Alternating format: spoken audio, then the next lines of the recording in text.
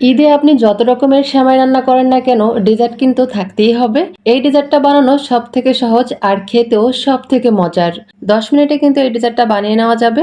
ডেজার্টটা বানানোর জন্য এখানে হাফ কেজি দুধ নিয়েছি আর দিয়ে দিলাম এখানে 1/3 কাপ চিনি। মিষ্টিটা যার যার পছন্দ মতো দিতে পারেন। কিছুটা ঠান্ডা দুধের মধ্যে 2 টেবিল চামচ কাস্টার্ড পাউডার গুলিয়ে নিলাম। এখন এই জাল করে রাখা দুধের মধ্যে অল্প অল্প দিব আর অনবরত নেড়ে চেড়ে নিব। একসাথে ঢেলে দিলে কিন্তু জমাট বেঁধে যাবে। চুলার আঁচ মিডিয়ামে রেখে এটাকে 4-5 মিনিট ধরে রান্না করে নিব। কাস্টার্ডটা রান্না হয়ে গিয়েছে, সাইড করে রেখে দিব। এখানে একটা সার্ভিং ডিশের মধ্যে নিয়ে নিচ্ছি বিস্কিট। আপনি আপনার পছন্দ মতো বিস্কিট কিন্তু নিতে পারবেন, যে কোনো একটা বিস্কিট নিলে হয়ে যাবে। বিস্কিটটা ছড়িয়ে দেওয়ার পরে এখানে আমি দিয়ে দিচ্ছি কাস্টার্ডের মিশ্রণ অল্প করে, অনেকগুলো কিন্তু দেওয়া যাবে না। কাস্টার্ডের মিশ্রণের উপর আবারও বিস্কিট সাজিয়ে দিব।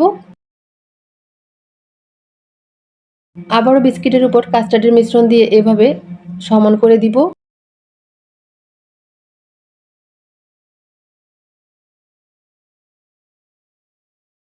মোট আমি 3টা লেয়ার দিয়েছি।